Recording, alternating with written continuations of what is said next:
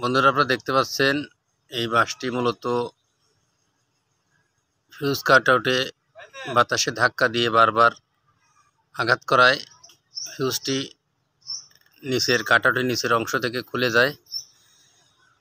খুবই বিপজ্জনক অবস্থা।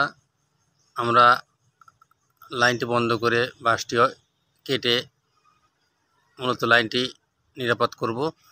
পরবর্তীতে ফিউজটা লাগিয়ে আমরা লাইনটি চালু করব। তো ভিডিওটি দেখতে থাকুন।